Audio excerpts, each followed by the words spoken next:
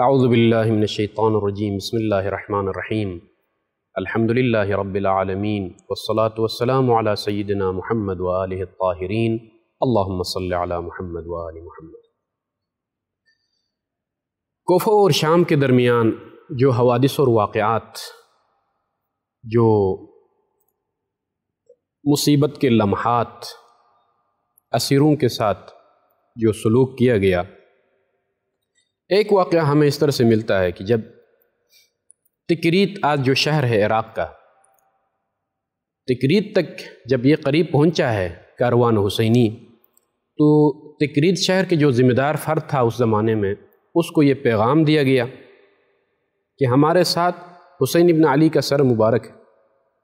اور اسیروں کو ہم لے کر آ رہے ہیں، باقاعدہ شہر کو سجایا جائے اور لوگوں کو جمع کیا جائے۔ یہ اس کو آرڈر دیا گیا اور اس نے ایسا ہی کیا۔ جب شہر کو سجایا اور شور و شرابہ اور خوشی کے جو مناظر تھے وہ جب ظاہر ہوئے، تو وہاں کے جو نصارہ موجود تھے اس شہر میں، تکریت میں، انہوں نے کہا ما ھذا، یہ کیا ہو رہا ہے؟ کہا گیا کہ سر حسین ابن علی کو لایا جا رہا ہے، اسیروں کو لایا جا رہا ہے۔ انہوں نے کہا کہ ھذا رأس ابن بنت نبیکم، حسین وہی جو فرزند زہرا ہے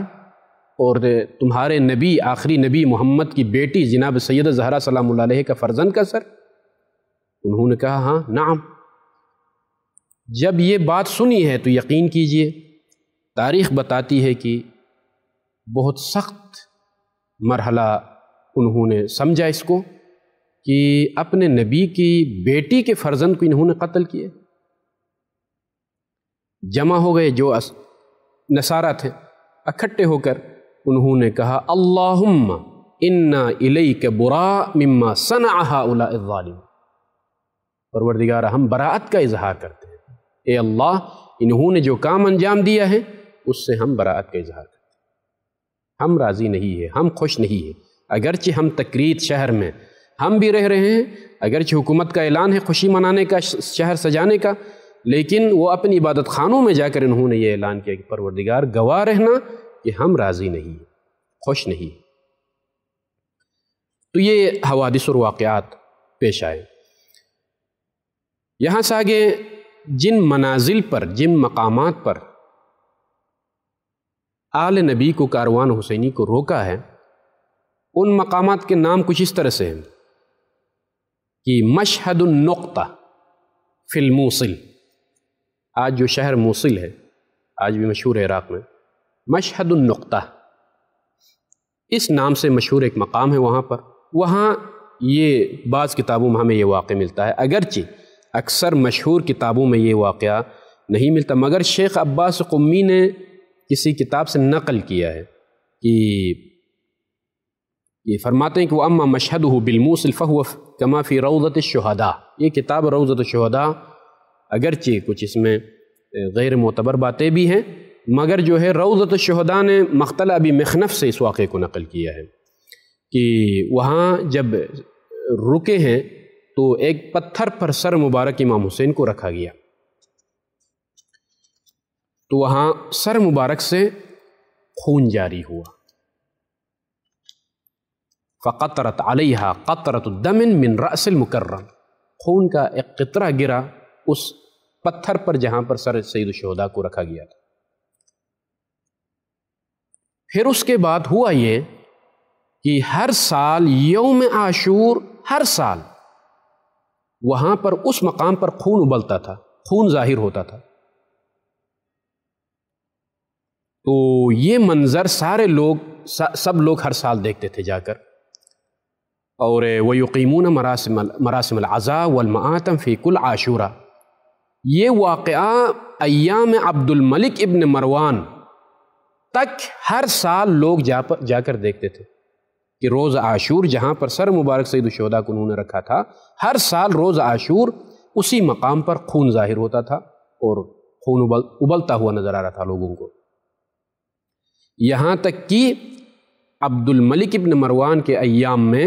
اس پتھر کو وہاں سے ہٹایا گیا، تب جو ہے یہ منظر اس کے بعد غائب ہو گیا اور یہ منظر لوگوں کو نظر نہیں آیا۔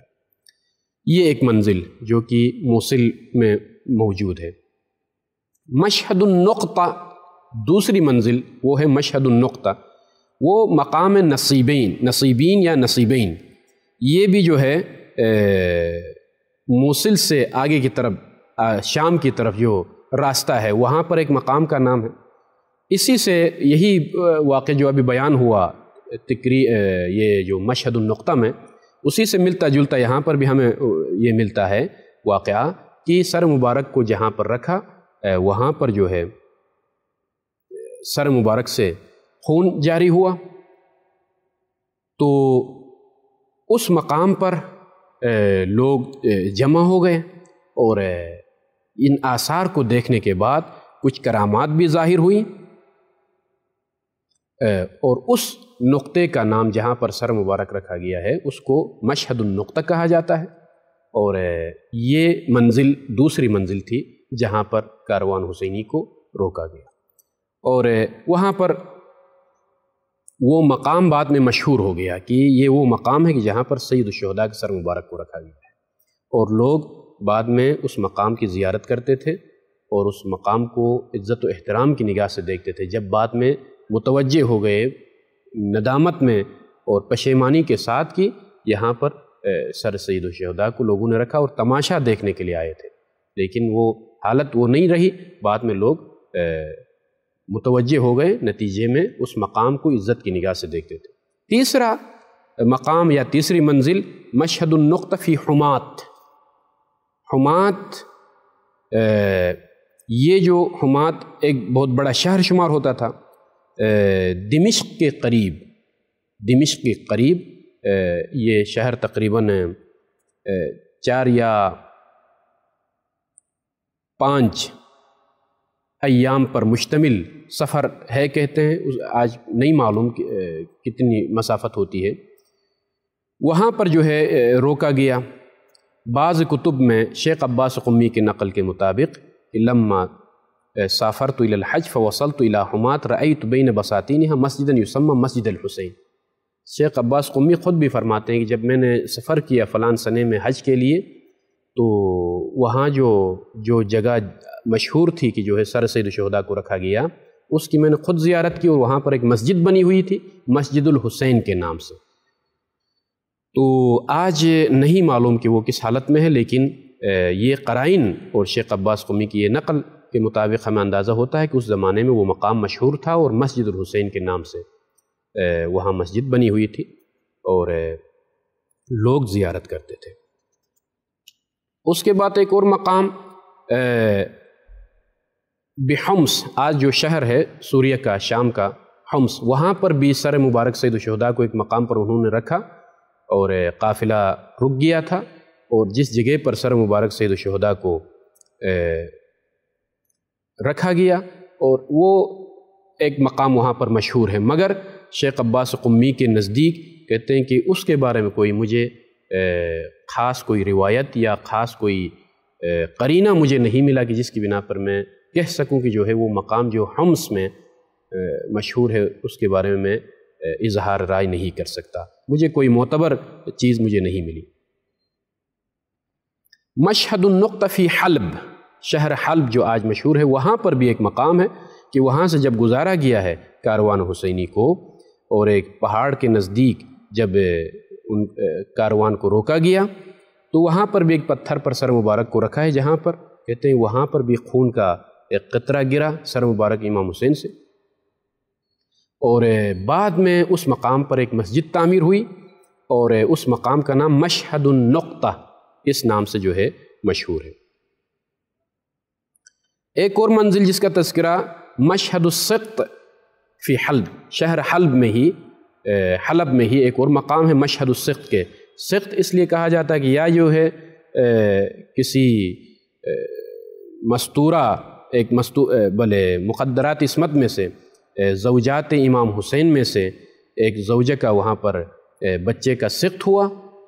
نتیجے میں اس کو مشہد السقط کہا جاتا ہے، یا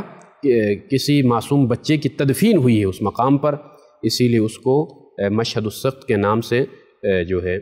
یاد کیا جاتا ہے۔ تاریخ میں کچھ اس طریقے سے ہمیں یہ ملتا ہے کہ سید عبدالرزاق مقرم کے نقل کے مطابق وبالقرب من حلب مشہد یعرب بمسقط السقط، مشہد السقط کے نام سے ایک جگہ ہے، مقام ہے، مشہور ہے۔ وذلك ان حرم الرسول لما وصلوا الى هذا المكان اسقطت زوجة الحسین سقطا كان يسمى محسنا، امام حسین کی زوجہ نے وہاں پر، زوجہ ساتھ تھی، اور ظاہر سی بات ہے سفر کے مصائب اور مشاکل میں وہاں پر بچے کا سقط ہوا، اور اس کا نام یسمى محسنا یا محسنا، اس کا نام محسن رکھا گیا، اور اس مقام کو مشہد السقط سے یاد کرتے ہیں۔ اور شیخ عباس قمی کا یہ بیان ہے کہ انی قد تشرفت بزیارت هذا المشہد الشریف فی مرجع من زیارت بیت اللہ الحرام، سن 1342 ہجری میں جب میں مکہ معظمہ سے واپس ہوا ہوں حج کے بعد، تو میں نے اس مقام کی میں نے زیارت کی ہے۔ شیخ عباس قمی کا یہ بیان ہے۔ اس کے بعد ایک اور مقام ہے مشہد الرأس المقدس فی اسقلان، یہ بھی شام کا ایک شہر ہے، کہ شیخ عباس قمی کے نقل کے مطابق مشہد الرأس الشریف باسقلان، بعض کتب میں یہ واقعہ مشہور ہے۔ تو یہ تقریباً 6 یا 7 منازل جہاں پر سر مبارک کو رکھا ہے، اور وہ ان ناموں سے مشہور ہیں، اور جو حوادث اور واقعات پیش آئے ان کا میں نے اجمالاً اشارہ کیا، کہ ہاتف غیبی کی آواز، اور راہبوں کے واقعات اور قصے، اور سر مبارک کی برکات کی وجہ سے راہبوں کا اسلام میں داخل ہونا، اور غیبی ہاتھ کا نمودار ہونا دیوار پر، اور نوحہ اور مرثیہ لکھنا، اترجو امت قتلت حسینہ شفاعت جدہ یوم الحساب، یہ حوادث اور واقعات کا تذکرہ اجمالاً ہوا، اور منازل کی طرف ہم نے اشارہ کیا، اور آخر میں، اور اسی پر میری گفتگو تمام ہوگی، کہ جب دمشق کے قریب، بالکل جب دمشق کے قریب یہ جب قافلہ پہنچا ہے، تو قال سید ابن طاؤوس، سید ابن طاؤوس کے نقل کے مطابق وسار القوم برأس الحسین والاسراء من رجاله فلما قربوا من دمشق دنت کلثوم من شمر وکان من جملتهم، جب بالکل دمشق کے قریب پہنچا ہے، دروازے دمشق پر یہ کاروان جب پہنچا ہے، تو سید ابن طاؤوس کی روایت کے مطابق زینب کبریٰ سلام اللہ علیہا آگے بڑھتی ہیں، اور کہتی ہے کہ فقالت لی الیک حاجت شمر لعین شمر ابن ذی الجوشن علیہ اللعن والعذاب، چونکہ سربراہ تھا اس کاروان کے ساتھ، جو افراد تھے ان پر یہ ذمہ دار اور نگران تھا، اس کے قریب جا کر علی کی بیٹی کہتی ہے خدا نہ کرے کسی نبی زادی کو، سادات کرام اور کسی خاتون کے ساتھ یہ واقعہ پیش آئے، مگر یہ مظلومیت کی انتہا کہ علی کی بیٹی آگے بڑھ کے شمر سے کہتی ہے الیک لی حاجت، میری ایک حاجت ہے۔ شمر نے کہا کیا حاجت ہے؟ فرمایا جناب ام کلثوم نے اذا دخلت بنا البلد فاحملنا فی درب قلیل النظار،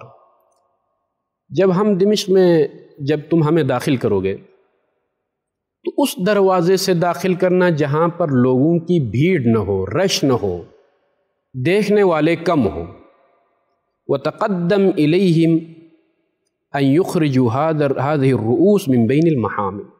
یہ محملوں کے درمیان، مستورات کے درمیان جو نیزوم پر سر بلند ہیں،